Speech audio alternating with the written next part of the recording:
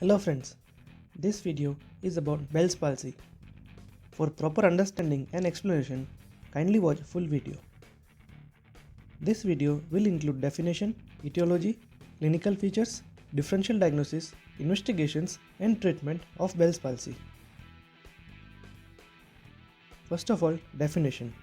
Bell's palsy is acute idiopathic lower motor neuron type of facial nerve palsy. Let's try to understand this definition. Acute means sudden in onset.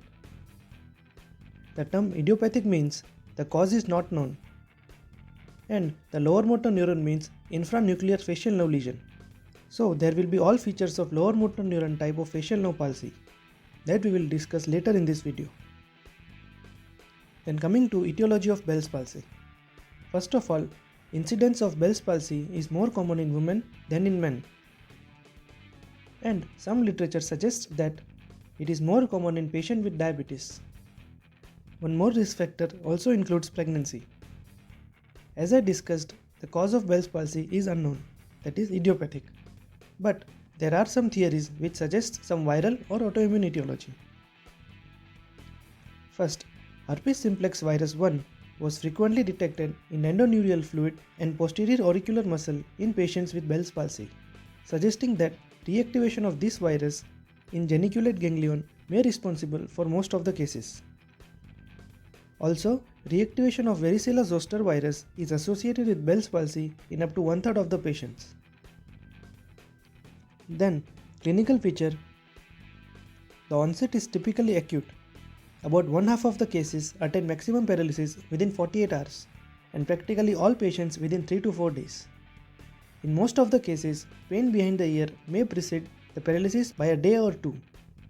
Then, impairment of taste is present in most of the patient, but it rarely persists beyond the second week of paralysis.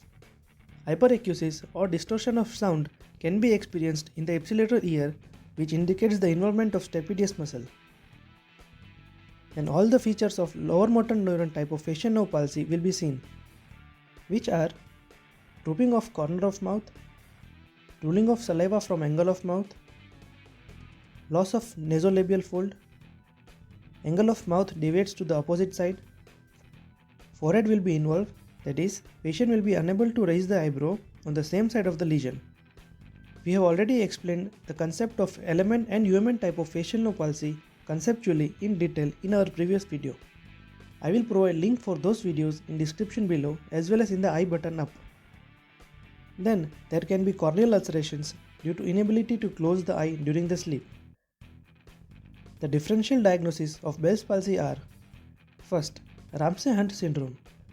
It is caused by reactivation of herpes zoster virus in geniculate ganglion, characterized by facial nerve palsy associated with vesicular eruption in external auditory canal. Often, the eighth nerve is also involved in Ramsay-Hunt syndrome.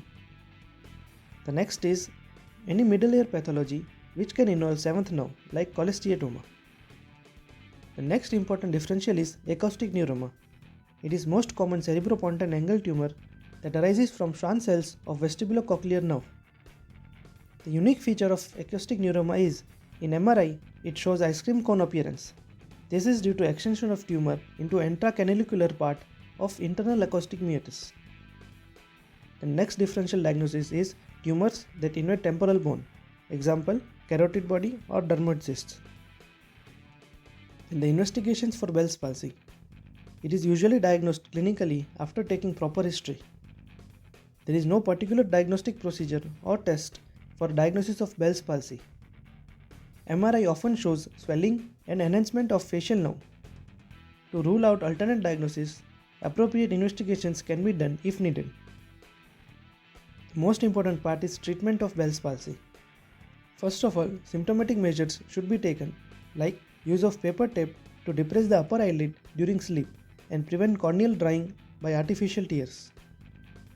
In the course of prednisolone, it is given as 60 to 80 mg daily during the first 5 days, then tapered over the next 5 days.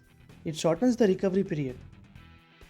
Then the combination of prednisolone with antivirals like acyclovir or valacyclovir has no added benefit, but if given, the dose should be acyclovir 400 mg 5 times a day for 10 days, and for valacyclovir the dose is 1000 mg daily for 5 to 7 days.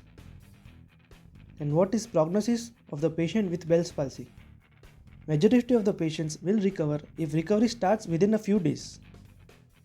Poor prognosis is seen in the patient if they have loss of taste sensations and hyperacusis. Those who recover may show signs of anomalous reinnervations like crocodile tears. So friends, this was all about Bell's palsy. I hope you liked the video. I will provide link for notes of Bell's palsy in the description below. Please like and share this video as much as possible. Thank you.